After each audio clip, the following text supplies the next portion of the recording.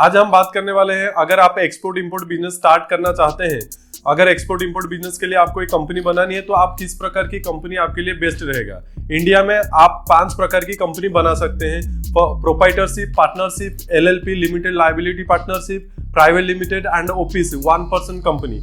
इस 5 प्रकार की कंपनी आप इंडिया में बना सकते हैं। लेकिन ये कंपनियों में से, ये 5 टाइप के कंपनियों में से आपके लिए बेस्ट कौन सा रहेगा according to your financial condition and other factors, तो आपके लिए कौन सा बेस्ट रहेगा वही मैं आज इस वीडियो में समझाने की आपको कोशिश करूंगा। और इसके अलावा मार्केट में एक जो मीथ फैला हुआ है कि बहुत लोगों ने अपने ज्ञान बांट के रखे हैं कि जो अगर आपके प्रोप्राइटरशिप कंपनी होती है तो आपकी कोई ब्रांड वैल्यू नहीं होता है, आपका बिजनेस बड़ा नहीं होता है।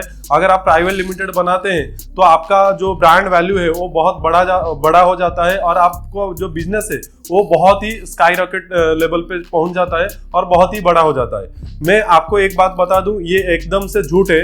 अगर आपकी कंपनी कोई भी प्रकार की हो, चाहे पार्टनरशिप हो या प्राइवेट लिमिटेड हो या प्रोप्राइटरशिप हो, आपको कोई प्रॉफिटेबिलिटी और आपकी जो सक्सेस है उसके ऊपर कोई भी प्रभाव पड़ने वाला नहीं है अगर आप मेहनत बराबर कर रहे हो। अगर आप मेहनत नहीं कर रहे हो, आप कोई भी प्रकार की कंपनी बना दीजिए, आपको सक्सेस कभी नहीं मिलने वाली। ये सच्चाई है, ये कड़वा है लेकिन यही सच्चाई है। आपको ये समझना होगा क्योंकि मार्केट में नहीं तो बहुत सारे अफवाह है, अगर आप उसमें बह जाएंगे तो आप बिजनेसमैन नहीं बन पाएंगे।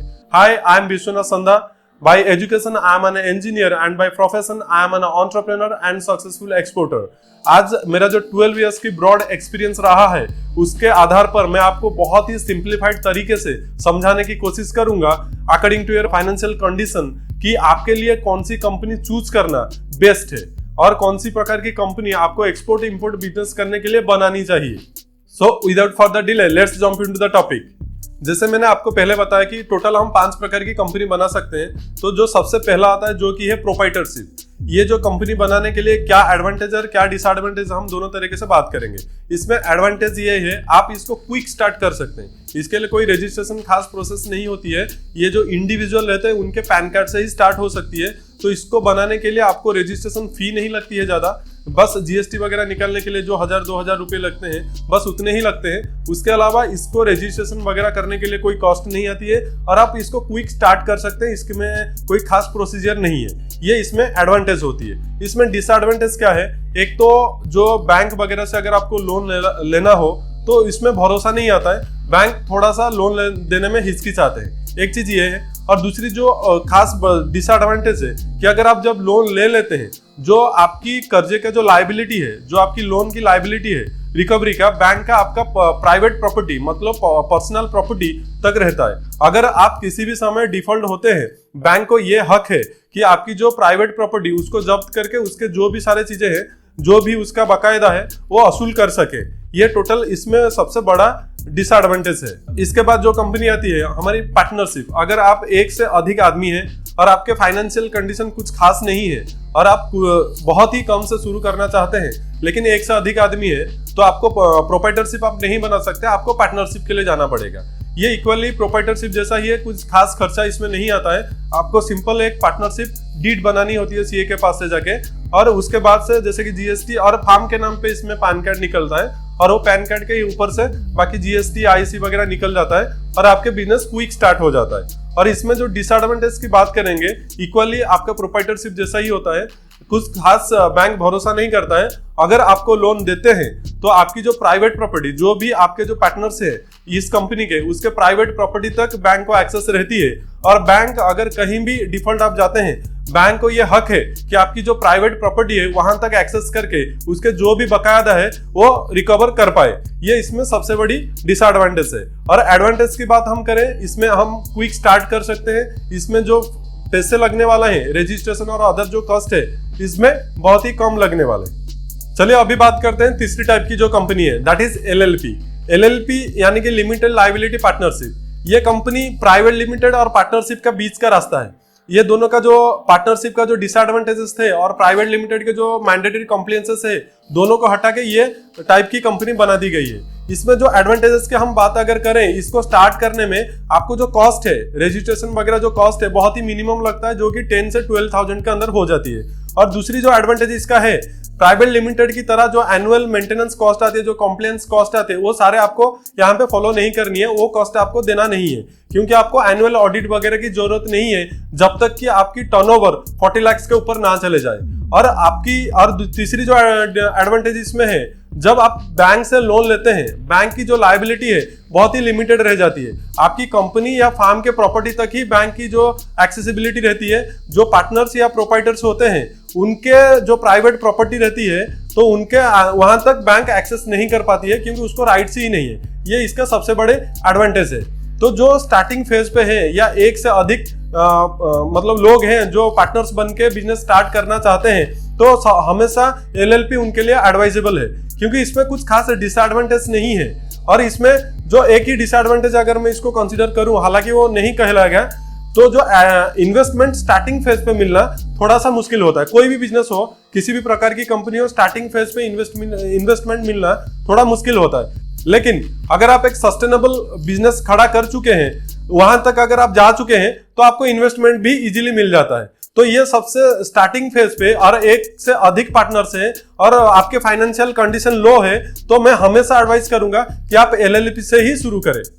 चलिए अभी हम जो बात करेंगे, जो फोर्थ टाइप ऑफ कंपनी है, private limited. Private limited company को बनाने में जो एक ही डिसएडवांटेज में इसमें कंसीडर करूंगा, इसको जो फाइनेंशियल लगता है थोड़ा सा ज्यादा लगता है, क्योंकि इसका जो रजिस्ट्रेशन फी आपको पे करना रहेगा 30 से लेकर 60,000 तक आपकी जाती है। CA चार्जेस वगैरह सभी इसमें 30 से 60,000 तक जाता है। इसके अलावा आपको पेड अप कैपिटल जो अकाउंट में जो बैंक की मतलब कंपनी के करंट अकाउंट रहती है, उसमें मिनिमम जो पेड अप कैपिटल है आपको 1 लाख रखना होता है, और उससे ज्यादा भी होता है, लेकिन मिनिमम आपको 1 लाख रखना होता है। तो इसमें क्या होता है, जो आपकी रजिस्ट्रेशन कॉस्ट है मिनिमम 1,60,000 तक जाता है। ये इसमें से सबसे बड़ी डिसएडवांटेज है अगर आप स्टार्टिंग में हो और आपकी फाइनेंशियल कंडीशन वीक हो। अगर फाइनेंशियल आपका ओके है तो आप इसके स्टार्ट कर सकते हैं, ये डिसएडवांटेज आपके लिए रहेगा नहीं। और इसमें एडवांटेज क्या है?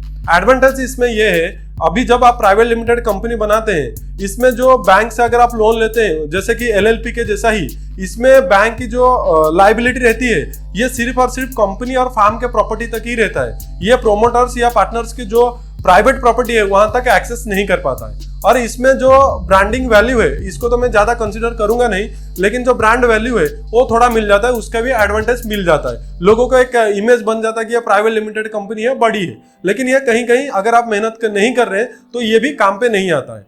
और इसको जो इन्वेस्टर है, जो एंजल इन्वेस्टर्स है, वो भी प्रेफर करते हैं इन्वेस्टमेंट करने में, क्योंकि इसके जो एनुअल ऑडिट रहती है, फाइनेंशियल ऑडिट रहती है, वो ट्रांसपेरेंट रहती है, इसलिए इन्वेस्टर को इजी हो जाता है इसमें इन्वेस्टमेंट करने के लिए। तो इसको इन्वेस्टमेंट मिलने में भी आसानी रहती है, और इसमें यही सब एडवांटेज है। लेकिन इसमें जो स्टार्टिंग फाइनेंशियल कंडीशन अगर आपके ओके है, आप प्राइवेट लिमिटेड कंपनी के साथ जा सकते हैं। अभी हम बात करने जा रहे हैं OPC, यानी कि 1 पर्सन कंपनी। ये अगर आप एक ही सिंगल आदमी है और आप प्राइवेट लिमिटेड के कंपनी के जैसा लेवल की कंपनी बनाना चाहते हैं, तो आपको बनानी पड़ेगी OPC, क्योंकि प्राइवेट लिमिटेड में एक से अधिक डायरेक्टर की जरूरत होती है। लेकिन OPC में आप अगर सिंगल पर्सन है, आप अपनी कंपनी स्टार्ट कर सकते हैं, जिसको बोला जाएगा 1 पर्सन कंपनी। और बाकी का जो चार्जेस है, जो रजिस्ट्रेशन चार्जेस प्राइवेट लिमिटेड तरह ही रहता है, 30 से 60,000 आपका इनिशियल रजिस्ट्रेशन चार्जेस जाएगा।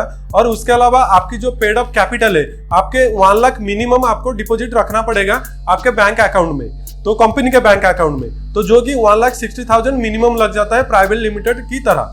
तो इसमें दूसरा जो भी एडवांटेज है प्राइवेट लिमिटेड की तरह ही रहता है, जैसे कि बैंक की जो लायबिलिटी है वो लिमिटेड रहता है, वो कंपनी के प्रॉपर्टी तक ही रहता है। वो जो प्रमोटर होता है या जो मालिक है, जो उसका तक प्राइवेट प्रॉपर्टी तक इसका एक्सेसिबिलिटी नहीं रहती है। और इसका जो annual maintenance cost private limited की तरह ही लगता है।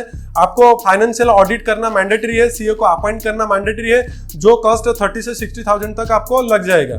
और इसके अलावा इसको इन्वेस्टमेंट मिलने में आसानी होता है, क्योंकि इसका जो फाइनेंशियल सारे ऑडिट शीट होती है, जो बैलेंस शीट होती है, वो ऑडिटेड होता है, जो कि ट्रांसपेरेंसी होती है। तो इसीलिए एंजल इन्वेस्टर को इन्वेस्ट करने में इसमें आसानी होता है। तो अगर आप सिंगल आदमी है और आपके फाइनेंशियल कंडीशन सही है, तो आप OPC के लिए जा सकते हैं, 1 पर्सन कंपनी आपने रजिस्ट्रेशन कर सकते हैं। तो इस प्रकार में टोटल जितने टाइप के कंपनी है उसका एक ब्रीफ आइडिया आपको दे दिया, उसको फाइनेंस कितना लगने वाले हैं और उसका जो एडवांटेज और डिसएडवांटेज क्या क्या होने वाली है, इसके ऊपर से आप एक इंफॉर्मेटिव डिसीजन ले सकते हो।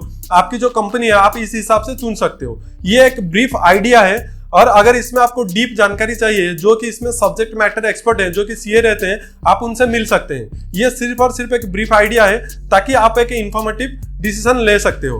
और इसके अलावा इससे जो पहले वीडियो मैंने बनाया था कि आप एक्सपोर्ट इंपोर्ट बिजनेस स्टार्ट कैसे करें, कि आपको कैसे कैसे फ्लो में जाना रहेगा, उसके अगर आप देखे नहीं है, अभी आई बटन में कहीं उसका लिंक दे दिया गया होगा या डिस्क्रिप्शन में उसका लिंक मिल जाएगा आपको, आप वहां से जाके उसको देख सकते हैं। और इसमें अगर इस वीडियो से आपको कोई वैल्यू मिला हो और आपको सही में ये इंफॉर्मेटिव लगा हो, तो आप इसको शेयर, लाइक एंड सब्सक्राइब कर सकते हैं। और आप बेल आइकन को, अगर आपको इसमें ये चैनल से इंफॉर्मेटिव जानकारियां मिलते हैं, तो आप बेल आइकन को दबा दीजिए, ताकि मैं जब नए नए वीडियो अपलोड करूंगा आपको नोटिफिकेशन इजीली आ जाएगा। Thank you for watching this video.